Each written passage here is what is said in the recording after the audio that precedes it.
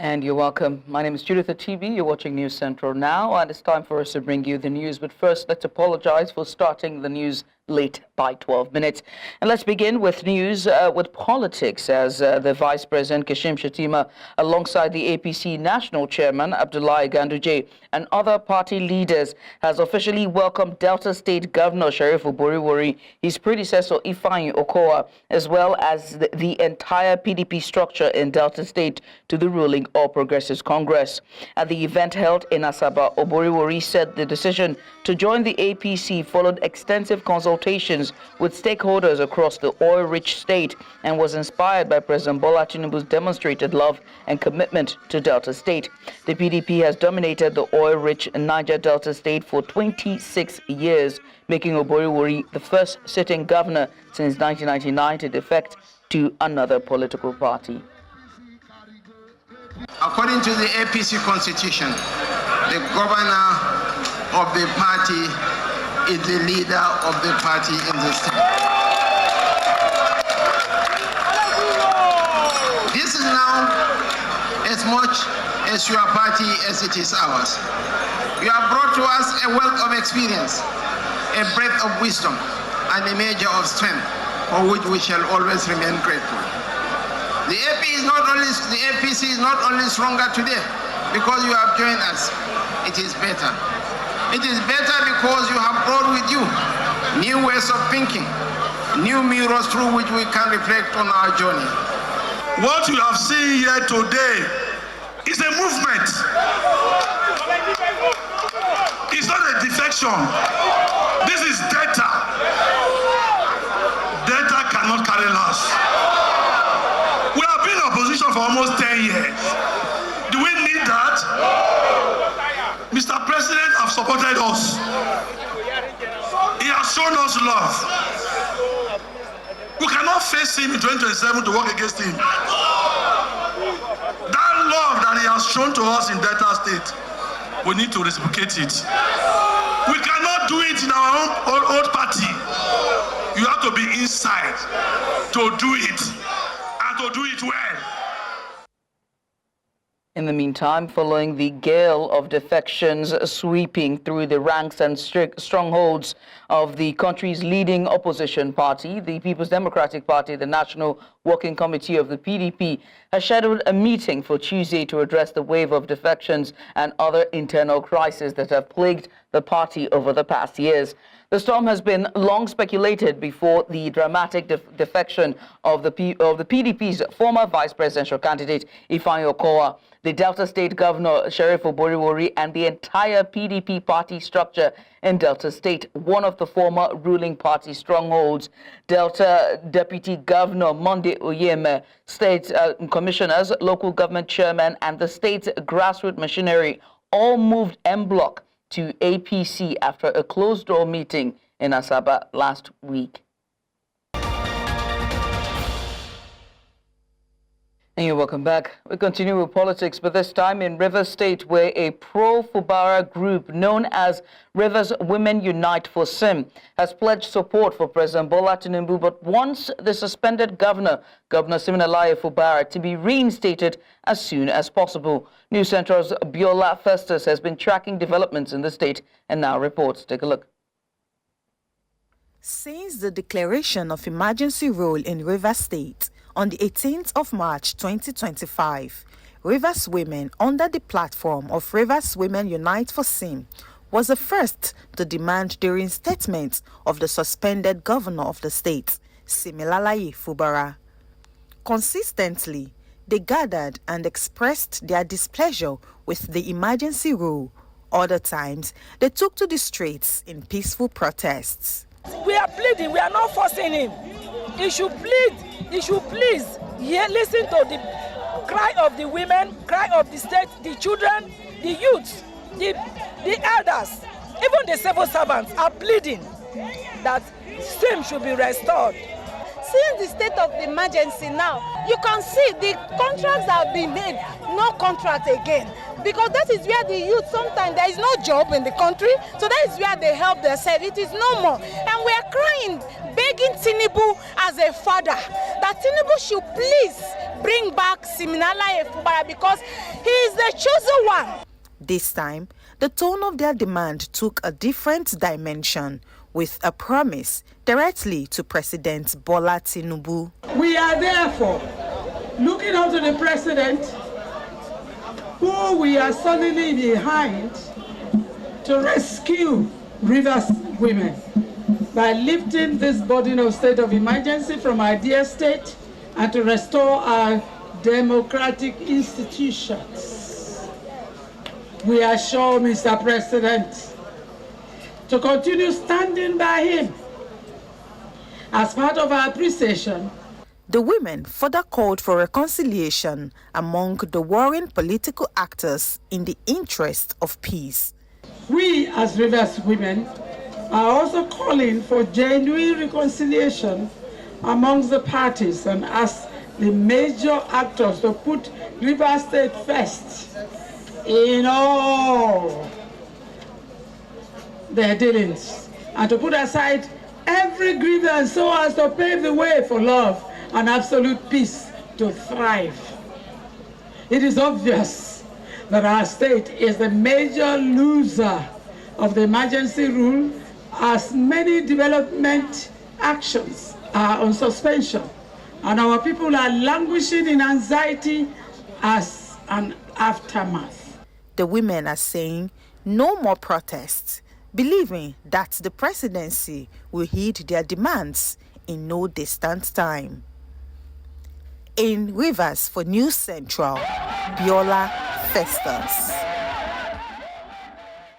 And now off to Kano State, where the embattled Emir Aminu Ado Bayero has appointed his elder brother and Wamban Kano Sanusi Ado Bayero as the Galadima of Kano, that's Galadima Kano. The appointment comes just days after Emir Muhammadu Sanusi II made Manir Sanusi to the same prestigious position traditionally reserved for princes of the Kano Emirate. The latest appointment, detailed in a letter dated 21st April 2025 and signed by Senior Administrative Officer Awaisu Sanusi, invites Sanusi Ado Bayero to the Nasarawa Palace Mosques on 2nd May 2025 for his official installation. Emir Sanusi II, who was reinstated to the throne in June 2024 amid intense political controversy, had earlier approved the elevation of Manir Sanusi to the Galadima title following the death of Abbas Sanusi, the previous Galadima Kano. The late Abbas Sanusi, a highly respected elder of the emirate, passed away in March 2025 after a prolonged illness, leaving vacant one of the Emirates' most senior and symbolic titles. Joining us now for more on this is our correspondent, Imano Bogudu. Imano, thanks so much for joining us. What can you tell us? What more can you tell us regarding this appointment? We're going to get two Galadima Kano?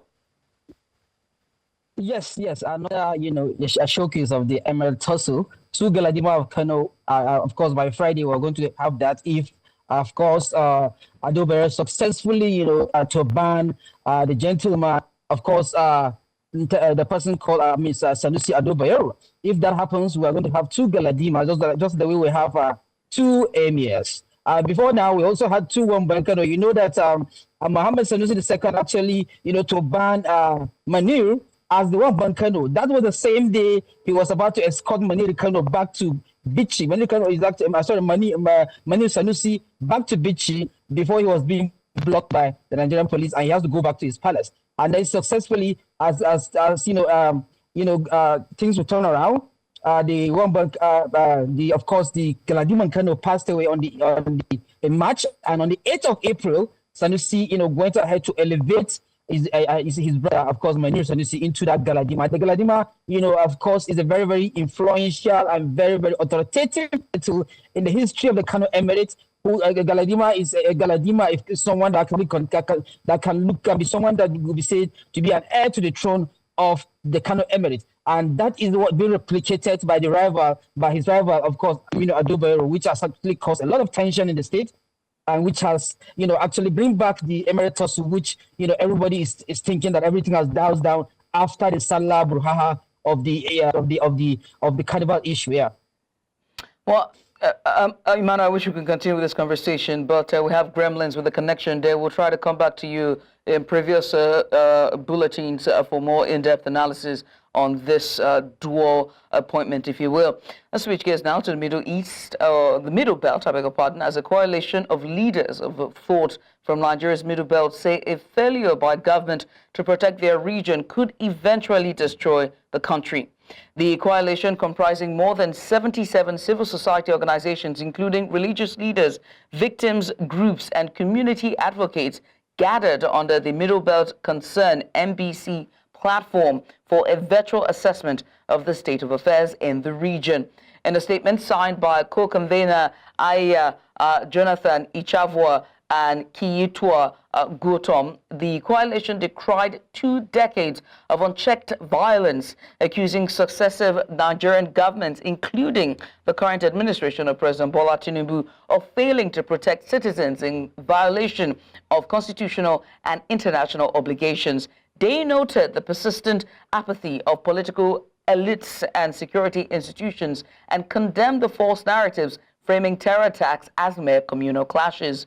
Some of the key resolutions at the virtual meeting included demand for immediate government action at all levels to halt the killings, end displacement, and initiate victims' compensation, call for governors to account for the use of security funds, end to victim intimidation, security sector reform, prosecute complicit security officials, and urgently revamp intelligence operations, regional security framework. Middle Belt governors must urgently establish a regional security network similar to the Southwest Amotekun.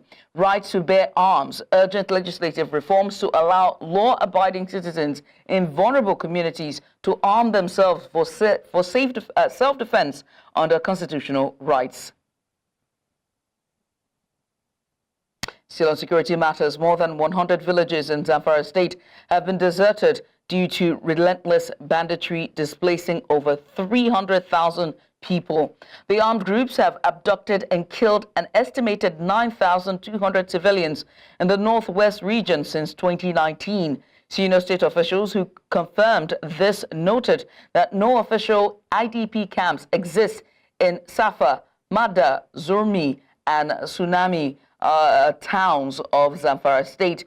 Now, during the 2025 Ramadan, the government and donors provided food and cash to IDPs, but officials urged the state to create official camps urgently to address the crisis. To discuss this in detail, we're joined by former chairman Zamfara Committee on Persecution of Bandits, Abdullahi Shinkafa. Mr. Shinkafa, thank you so much for joining us. Let's get started. Shinkafi, I beg your pardon, forgive me. Let's get started, shall we? What are the primary drivers behind the escalation of banditry leading to the desertion of over 100 villages in Zamfara State? Yeah, you see, whenever it is rainy season about to start, this bandit now increase the nefarious activities of banditry. Before farmers plant, they will now impose levies. Planting and harvesting, they will enforce levies to the farmers.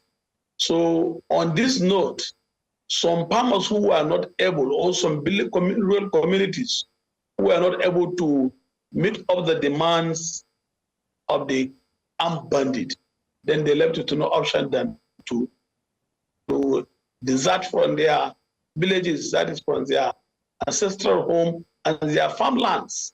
So that is what make more widespread of IDP camps in Zamfara State.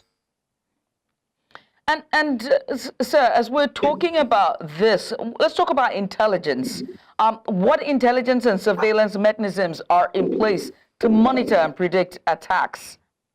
You're saying it's during the rainy season, and it's under somewhat of a ransom, so to speak. So what are they doing to predict attacks like this? Yeah, you see, there's a lot of ungoverned spaces, and these ungoverned spaces, there is no any. Some of these ungoverned spaces there's no security agencies to give a security coverage to the rural communities. So the vast land, Zamfara has a very big land mass, and the numbers of the security personnel put together, army, police, DSS, civil defense, are not up to 2,000 in Zamfara state, highest 2,000 or 2005. So I'm looking at the size of the population, getting to 5.5 million for size of the population. So it will be very difficult for the security agency to give a proper security coverage.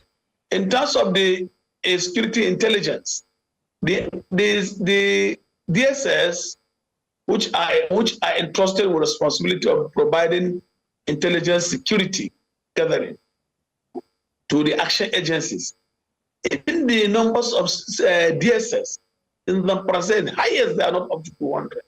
So they are not enough in terms of helping the action agency in gathering security or some vital information on the movement of these armed bandits and other criminal elements. Now, if you're saying that the manpower is not enough, it begs to ask the question of how then has the response been from security forces? Has it evolved in terms of deployment coordination and strategy? Are you saying that because of the lack of manpower, the reduced manpower, they can't cover as many grounds as they ought to?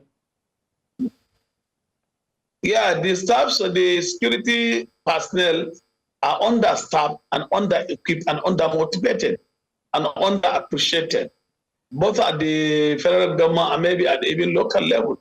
So the deployment of the security personnel in the Zamfara state is too minimal. And with the vast forest and with these higher numbers of armed bandits in the state, the federal government and the security agencies need to do more. You understand? So this is the problem we're having at hand. Well, I must say thank you so much, sir, for taking out the time to join us and just to give us a bit of insight with the issue in Zamfara State. We'll switch gears now from Zamfara now to politics, and this time is about the defections that have been sweeping through the ranks and strongholds of the countries, and one of them recently has been Delta State. And to that effect, the People's Democratic Caretaker Committee have called for a meeting sort of address the internal crisis that it's now facing and the loss of its strongholds. To discuss this, we're joined by a convener, PDP Youth Alliance for Good Governance, David Godwin. Thank you and good evening. Good evening, Godwin. Thank you so much for coming on. Let's just get started, shall we? What internal strategies has the PDP put in place to address this recent wave of defections? Thank you once again. I must say that the current PDP, as it were, I must say from a point of good conscience and not one that would want to lie to himself or deceive unsuspecting Nigerians who are hoping that we can somehow, when I mean we, I mean the People's Democratic Party can somehow get back to a serious opposition to rescue power from all progressive Congress and President Bola Ahmed Tinubu.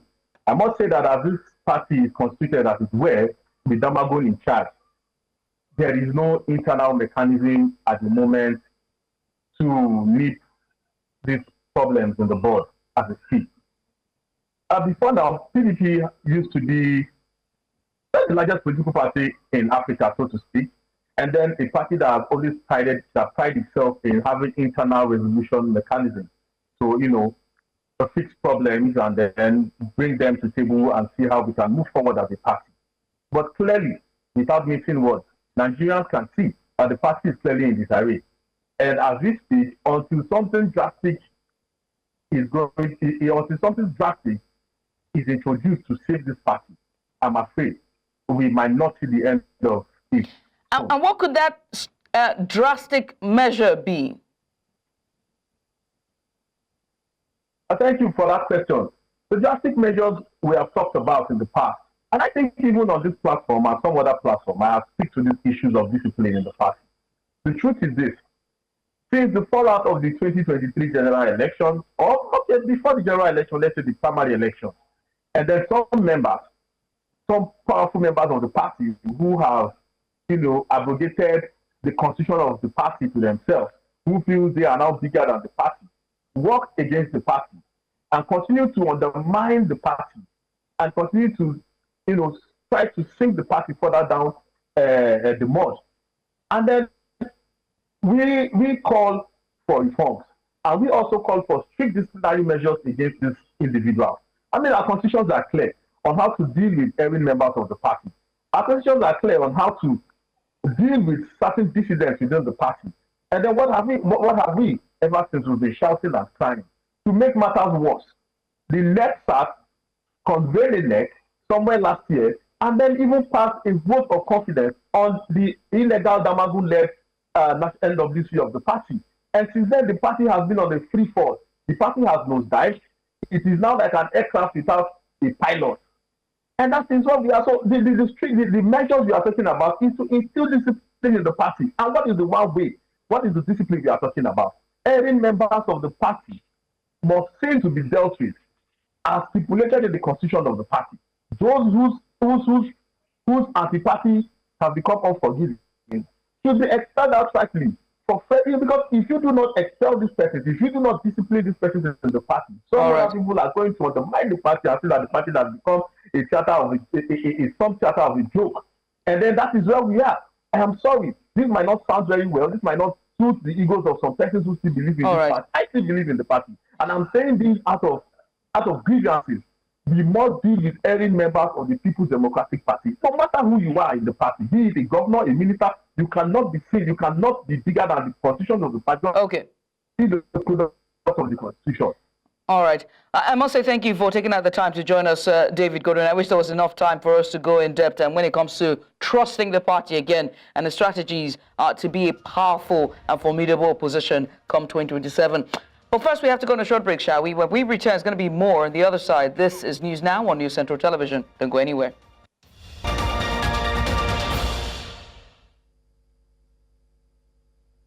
And you're welcome back. A High Court of the Federal Capital Territory, Abuja, has sentenced Peter Nwachukwu, husband of the late gospel singer Osinachi Nwachukwu, to death by hanging. Justice Njideka Nwosu Ehime found him guilty of culpable homicide, which led to the death of his wife on 8th of April 2022. The court held that the prosecution had satisfactorily proven its case against Nwachukwu. He was arraigned on 3rd of June 2022 by the Office of the Attorney General of the Federation on behalf of the federal government on a 23-count charge. The charges included culpable homicide punishable by death, criminal intimidation, cruelty to children, and spousal battery, among others. In addition to the death sentence, the court sentenced Nwachukwu to 6 months imprisonment on count 10 and 3 years imprisonment on count 11. He was also fined the sums of 500,000 naira and 200,000 naira on count 6 and 7, respectively. Family and friends of political associates of the late journalist turned lawyer and politician Pa Ayodele Adebanjo have gathered to pay tribute to the elder statesman, bidding farewell to one of Nigeria's foremost nationalists and a steadfast voice for justice, democracy, and true federalism. News Central's Omolola Olalade has the latest. He was a great man. He was a man of integrity. It was a solemn gathering as family, friends, and political associates of Pa Ayodele Adebanjo honored his memory with heartfelt tribute, reflecting on the remarkable legacy he leaves behind. Organized by the Lagos State chapter of the Labour Party, leaders of the party noted that the candlelight procession and tribute ceremony provided an opportunity to recognize the immense contributions of the late political icon to Nigeria's democratic development. Pa Adebanjo was a product of struggle. This courageous animal stood out during the days of the military dictatorship. He, along with some of his compatriots, led the famous National Democratic Coalition, NADECO, during the struggle to reclaim democracy after the annulment of June 12, 1993 presidential election. He was consistently consistent, and that's a very beautiful way. A man of integrity, a man of, he had ideas and philosophies and ideology. He had ideology, and that's another thing that's lacking terribly in Nigerian politics and leadership. Beyond family and politicians, civil society organizations and religious leaders also paid glowing tribute to a man whose influence shaped generations. You cannot claim to know or understand the man, Pa Adebanjo, if you do not know or understand the ideology and cause that actually propelled him. And that is what Afenifere means and stands for. This was a cause my father and others like him were willing to die for and sacrifice practically anything. The demise of Chief Adebanjo at 96 years of age was received by those of us from a sane ideological leaning of the elder statesman with a heavy heart. However, we are also proud of the glorious end of the exemplary progressive life he lived through representation of the Yorubas. For many Nigerians, the late Adebanjo's passing leaves an irreplaceable void in the nation's political landscape, but it also presents an opportunity to reflect on a life defined by selflessness, integrity, and an unwavering commitment to a better Nigeria. In Lagos for News Central, Omolola Ololade. We leave Nigeria now to Egypt, where its President Abdel Fattah el-Sisi and Sudan's Transitional Sovereign Council President General Abdel Fattah al-Burhan have met in Cairo on Monday to discuss ways to restore stability and promote development in Sudan. The two leaders also plan to consult on strengthening bilateral ties and addressing various regional issues, Aram Online reported. Al-Burhan's visit comes amid ongoing conflict in Sudan, while fighting between the Sudanese army and the Rapid Support Forces has devastated the country. Al-Burhan declared Khartoum free of RSF control in March after a major military push. The war, which erupted in April 2023 over disputes regarding the RSF's integration into the military, has left tens of thousands dead, with both sides accused of committing atrocities. Cardinals will gather for the papal conclave, the centuries-old tradition through which a new head of the Catholic Church is elected beginning on May 7th. The announcement follows the burial of Pope Francis on Saturday, a ceremony that drew world leaders and hundreds of thousands of mourners to the Vatican to pay their respects. Francis passed away a week ago on Easter Monday at the age of 88 after a prolonged battle with ill health that saw him hospitalized for several weeks. The Vatican confirmed the conclave start date after a fifth meeting of the cardinals on Monday morning, attended by more than 180 cardinals. Russian President Vladimir Putin has announced a surprise three-day ceasefire from 8th to 10th May, coinciding with Moscow's World War II Victory Day commemorations.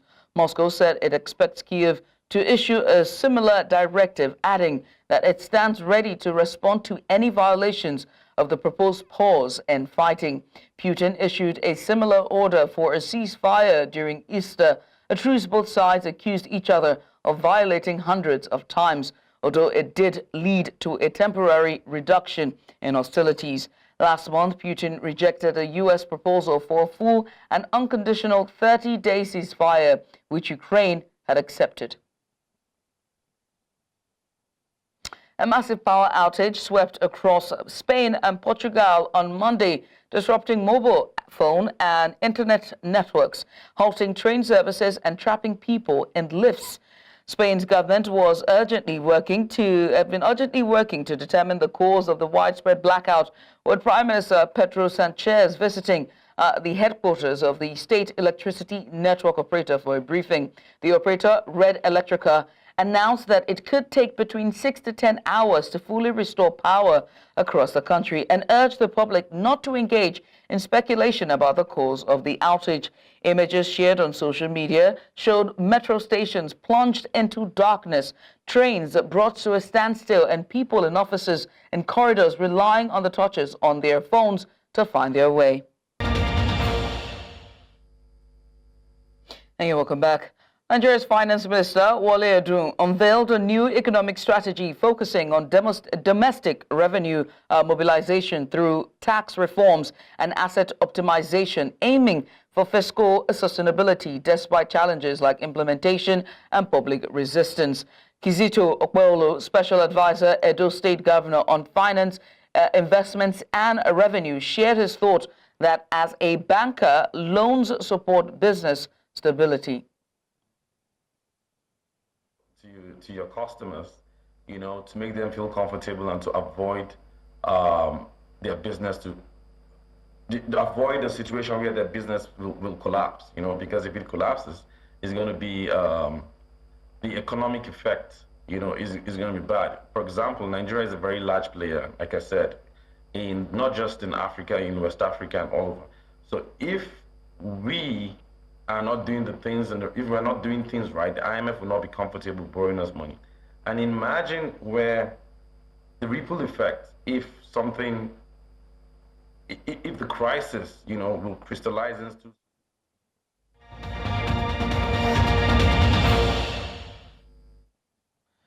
Nigeria's President Bola Tinubu has congratulated Remo Stars Football Club on clinching the 2024-25 Nigerian Premier Football League title, a historic achievement for Ikenne and Ogun State. Tinubu praised the team's resilience, discipline, and perseverance, highlighting their success just 4 years after gaining promotion. He commended the club's owner for his investment in grassroots football and the development of the Ikenne Stadium. The president expressed hope that Remo Stars' journey will inspire other Nigerian clubs to pursue excellence. As Nigeria's new champions, Remo Stars will represent the country in the CAF Champions League, and Tinubu urged the nation to support the team as they aim for continental success.